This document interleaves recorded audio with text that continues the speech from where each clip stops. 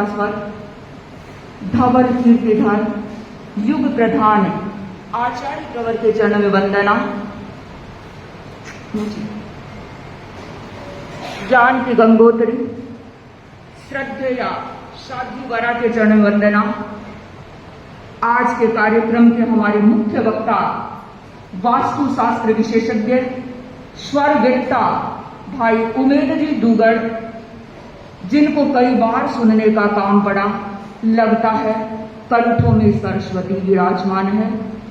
सम्मानित मंच हमारे अखिल भारतीय महिला मंडल की वरिष्ठ उपाध्यक्षा श्रीमती सुमन जी नाटा, चीफ ट्रस्टी श्रीमती पुष्पा जी डेंगाई, जिन्होंने कई बार महिला समाज का नेतृत्व किया है।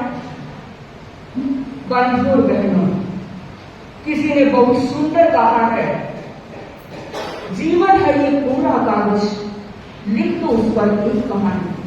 जीवन है ये पूरा कागज, लिख दो उस पर एक कहानी, उसका हर पन्ना बन जाए इस जीवन की अमिट निशानी, इस जीवन की अमिट निशानी। बंधुओं, कैसे लिखे हम अमिट निशानी? बंधुओं, ये जो जिंदगी मिली है सिर्फ बोझा ढोने के लिए नहीं मिली है। ये जो जिंदगी मिली है सिर्फ खा पी करके बर्बाद करने के लिए नहीं मिली है। ये जिंदगी मिली है सिर्फ सो करके पूरी करने के लिए नहीं मिली है। ये जिंदगी सिर्फ ऐशो आराम और मौज मस्ती करने के लिए नहीं मिली है। बंधुओं, हमें अपनी जिंदगी में भी चर्चा की कि सूरज उगाना, तो मैं भी ये कहना चाहूंगी, हम अपने जीवन में, हम अपनी जिंदगी में आनंद का सूरज उगाए, हम अपनी जिंदगी में प्रसन्नता का सूरज उगाए, हम अपनी जिंदगी में चित्त समाधि का सूरज उगाए, हम अपनी जिंदगी को वह जिंदगी बनाए। बंधुओं, कैसे बनेगी वह जिंदगी, इसकी मैं थोड़ी सी चर्चा करना चाहूंगी। आप देख रहे हैं ये खिलौनी देवी धर्मशाला 4 मजबूत पिलर है। ये धर्मशाला इन 4 मजबूत पिलर पर टिकी हुई है और कहते हैं जिस इमारत के पिलर मजबूत होते हैं वो इमारत सुदृढ़ होती है, वो इमारत मजबूत होती है, वो शानदार और भव्य बन सकती है। बंधुओं, मैं भी कहना चाहती हूँ, हम भी अपनी जिंदगी रूपी इमारत में 4 पिलर लगाएं। वो पिलर जो आपकी जिंदगी रूपी मंदिर में आनंद के दीप जला देगा, वो पिलर जो आपके जीवन रूपी उपवन में प्रसन्नता के फूल खिला देगा, वो पिलर जो आपकी जीवन की महफिल को हसीन बना देगा, वो पिलर जो आपकी जिंदगी की धरती में खुशहाली के पौधे तैयार कर देगा। पर बंधु, वो पिलर कौन से होंगे, तो मैं संक्षिप्त सी चर्चा करना चाहूंगी। पहला पिलर समता का पिलर, सहिष्णुता का पिलर, सहनशीलता का पिलर। बंधु, एक बार मैंने पढ़ा था, लिखा हुआ था कि जापान की मेट्रो में एक वाक्य लिखा रहता है, 0 टॉलरेंस। यानी आपने मशीनरी के साथ छेड़छाड़ की तो उसको सहन नहीं किया जाएगा, आप पर कार्रवाई की जा सकती है।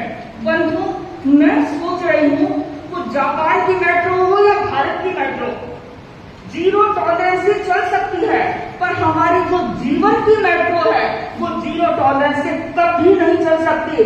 हमें अपनी जीवन की मेट्रो को अगर रफ्तार देनी है तो हमें टॉलरेंस रखना होगा। बंधु, जो सहन करता है वही अपनी जिंदगी को वह जिंदगी बना सकता है। जो सहन करना नहीं जानता उसकी जिंदगी गतरस बन जाती है। बंधु, आपने नाम सुना होगा संत तुकाराम का।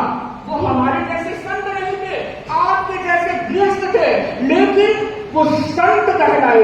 क्यों कहलाए, थोड़ी सी चर्चा करूं।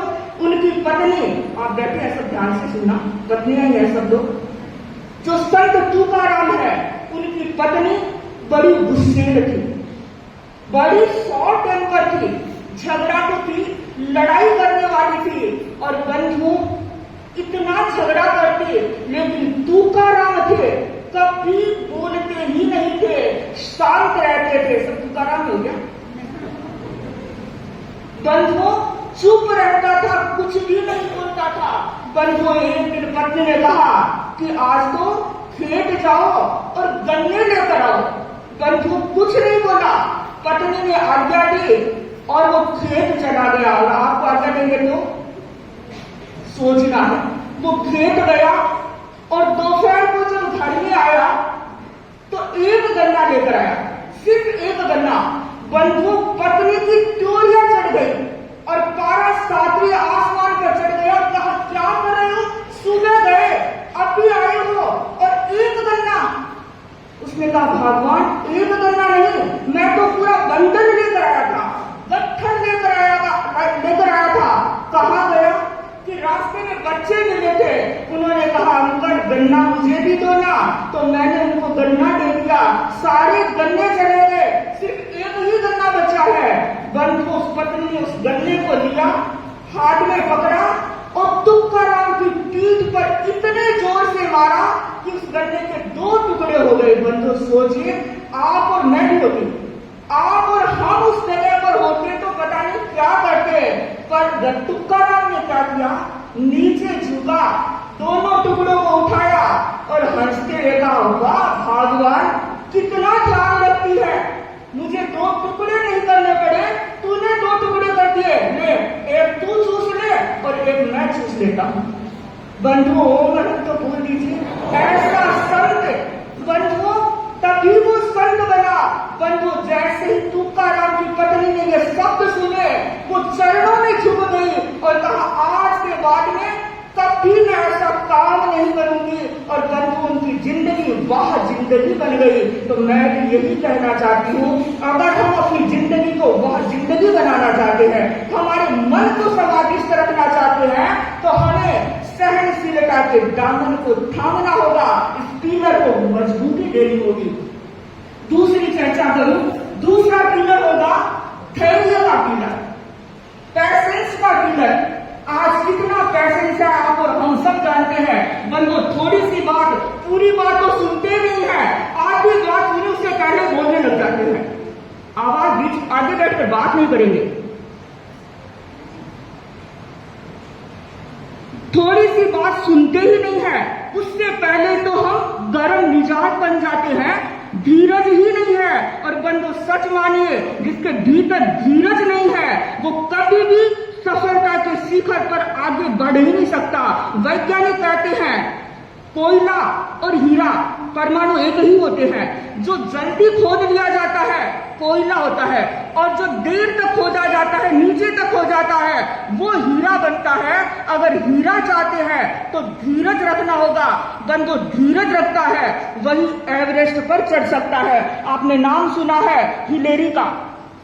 हिलेरी ने अपने जीवन में लक्ष्य बनाया था कि मुझे एवरेस्ट की चोटी पर चढ़ना है, और बंधुओं पहली बार चढ़ने लगा, नहीं चढ़ पाया, आ गया।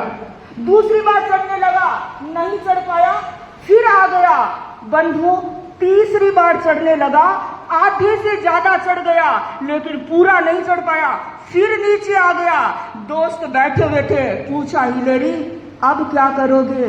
बंधु उस समय हिलेरी ने एवरेस्ट की तरह आंख गाड़ते हुए कहा कि एवरेस्ट तुम हर हाल में 28,880 फीट ही ऊंचे रहोगे, लेकिन मैं एक न एक दिन अपने पैसेंस से तुम्हारे चोटी पर कदम रखने में कामयाब बन जाऊंगा। और बंधु इतिहास साक्षी है, हिलेरी ने चौथी बार तेल सिंह की सहायता से एवरेस्ट की चोटी पर कदम रख दिया। और बंधुओं सचमुच में एवरेस्ट नहीं, आनंद की चोटी पर, आनंद के एवरेस्ट पर, प्रसन्नता के एवरेस्ट पर अगर किसी को चढ़ना है तो हमें धैर्य रखना होगा। तीसरी चर्चा करूं, वो पिलर होगा। 2 पिलर हो गए। पहला कौन सा पिलर था? समता, टॉलरेंस। दूसरा पिलर पैसेंस का। तीसरा पिलर है पॉजिटिव थिंकिंग। जिसकी सोच पॉजिटिव होती है वो अपनी जिंदगी को वह जिंदगी बना सकता है। कैसी भी परिस्थिति आए वो हमेशा खुश ही रहता है। बंधु कहते हैं एक बार आश्रम में शिष्य पढ़ रहे थे और आश्रम में गाय आ गई। शिष्य दौड़े दौड़े गुरुजी के पास गए और गुरुजी से कहा गुरुजी आज तो आश्रम में गाय आई है। गुरु ने हंसते हुए कहा अच्छा गाय आई है, अच्छा बंधु दूध मिलेगा, दही मिलेगा, मक्खन मिलेगा, आराम से रहेंगे।